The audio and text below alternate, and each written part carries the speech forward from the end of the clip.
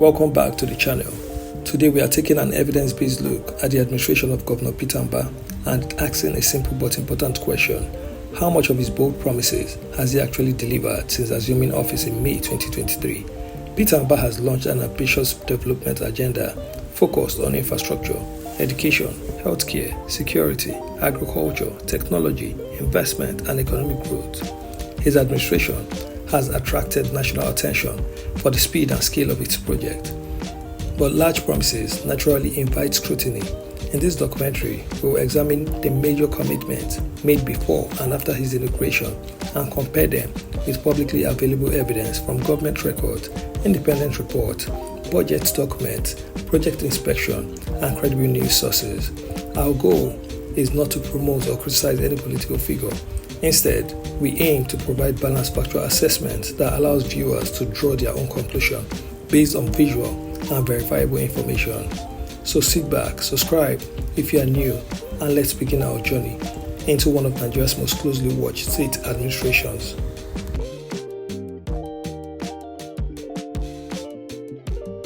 What if one of Nigeria's most ambitious governors promised to transform an entire state in just a few years?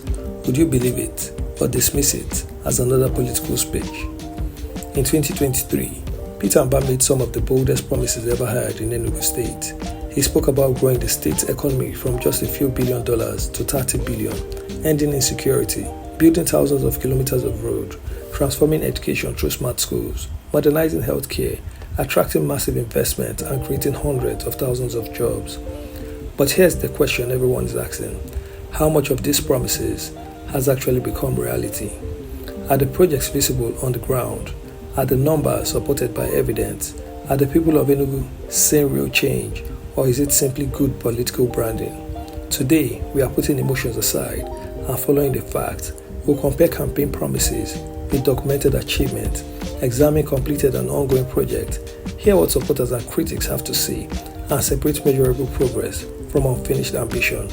Stay with us until the end, because some of the findings may surprise you. We talked about mobilizing domestic revenue, and we're already doing that, and we're doing that very well.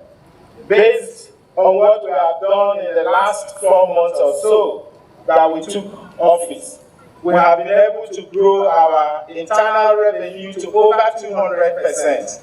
Our target is to move that to 500% before December. And so, we also did commit to making sure that we plug all the leakages and plug all the loopholes we have in our revenue so that we will be able to mobilize these funds for the benefit of Enugu. And that is exactly what we're doing. So, distinguished guests, ladies and gentlemen, it is my pleasure to officially launch this flag off of the Owo Obaho Amankanu Issues of Road. Thank you very much. Welcome, sir.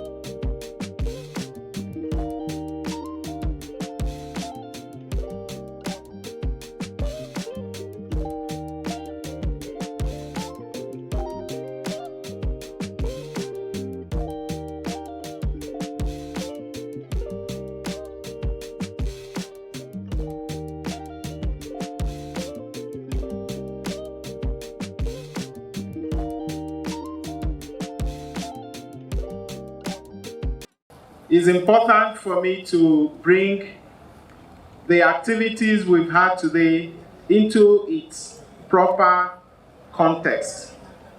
First of all, we started off with the flag of the urban roads. And in terms of length, we're talking about a road length of over 150 kilometers.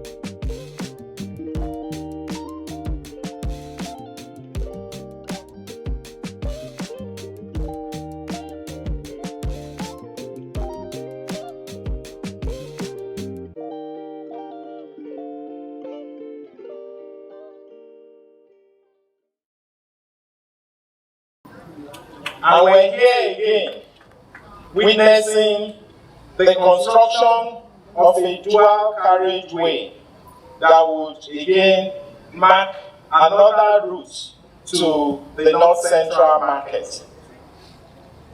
So what we have done is keeping in line with our promise to you, our promise to Enugu.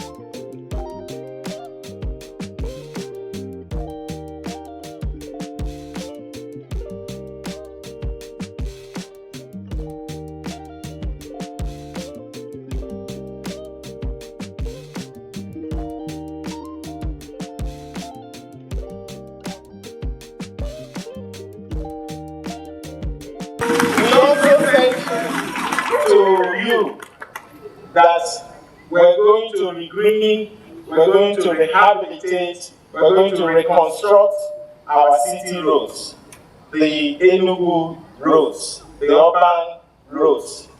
And we also have started that today.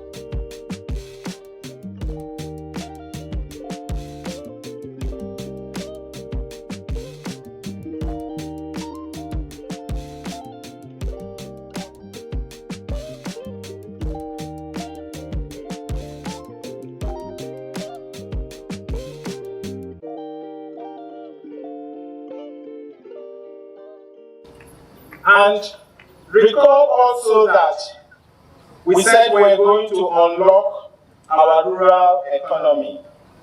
And the best way to do that is to ensure that we have access roads to our farmland and that we also create special economic zones in our rural area. We believe that our rural dwellers cannot be left behind in this our journey of Enugu's greatness.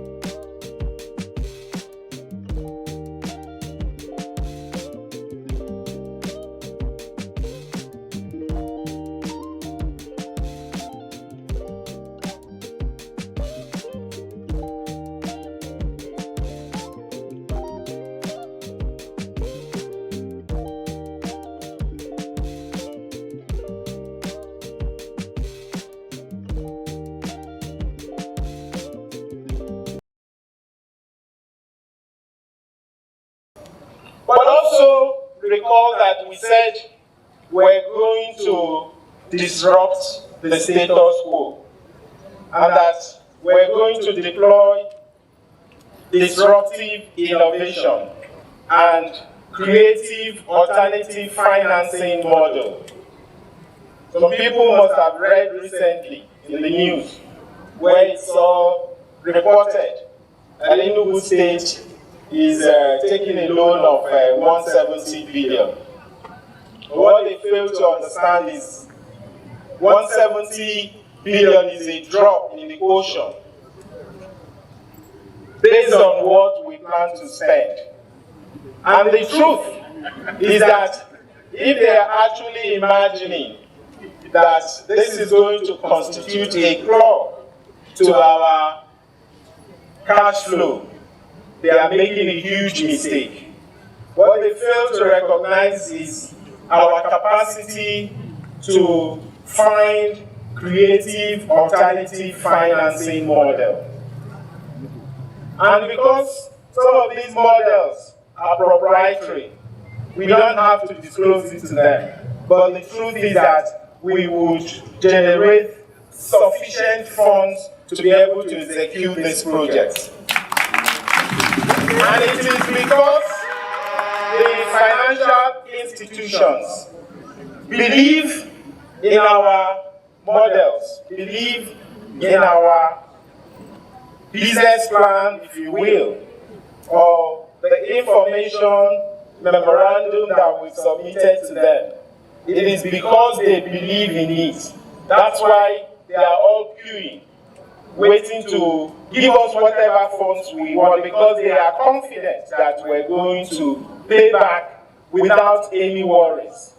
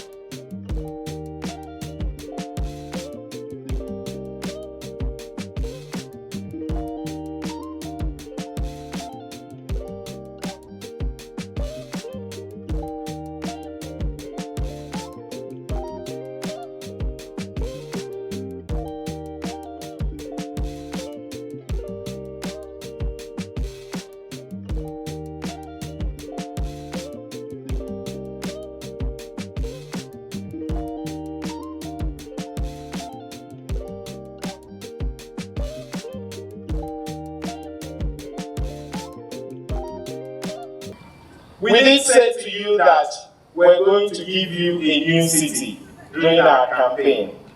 We have done that today by the flag off.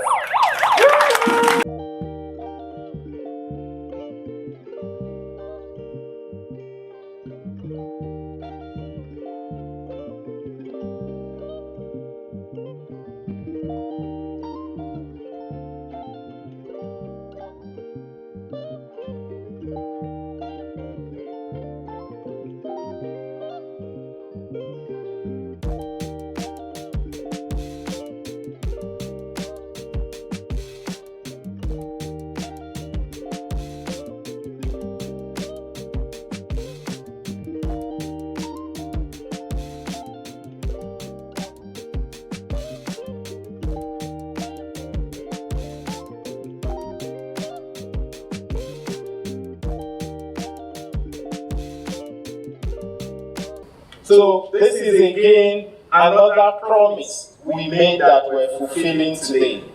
Recall that we also said we're going to hang our statement of purpose, our manifesto, like an almanac on top of our bed, and that we're going to keep to the promises we made to you. We made humongous promises, and we also recognized those who doubted our ability to fulfill the promises we made. We're not surprised we had doubters, we had naysayers, we had critics who wondered how could we, with our paltry revenue, be able to accomplish 10,000 kilometers of road over 8 years. What it means is that we're committed to doing over 1,000 kilometers of road every year. So if you look at the grand total of the length of roads we have awarded in this first phase of construction, it's about 400 kilometers. So we still have a long way to go. So we've just done the first phase. Again, a lot of people, even at this point, would still be wondering, where are you going to find the money? I recall when we had our retreat, I mentioned to my team that between now and the next 4 years, our expectation is to spend about 3 trillion naira. And I'm sure everybody was shocked. Where are you going to find 3 trillion to spend? Because if your focus is on the federation account, it's impossible, because what is available for us to spend from the federation account on CAPEX is hardly up to 200 billion within the same period. So that's less than 10% of our projected spending on CAPEX in the next 4 years. After examining the evidence, one thing becomes clear: transforming a state is far more complex than making campaign promises. Some of Peter Mbah's initiatives have shown visible progress, while others remain works in progress that will ultimately be judged by their long-term impact rather than their announcements. Whether you believe his administration has exceeded expectation or still has much to accomplish, the facts continue to evolve, and history will provide the final verdict. Democracy works best when citizens stay informed, ask questions, and hold leaders accountable, not only for the promises they make, but for the results they deliver. Thank you for watching. If you found this documentary informative, please give this video a thumbs up and share it with friends and family so more people can engage with the facts. What do you think? Has Governor Peter Mbah delivered on his bold promises, or do you believe there is still a long way to go? Share your views respectfully in the comments. We would love to hear perspectives backed by observations and evidence. Don't forget to subscribe and turn on notification so you never miss our in-depth documentaries on the Southeast, Igboland, Nigerian history, development, politics, culture, and the stories shaping our future. Thanks for watching, and we'll see you in the next documentary.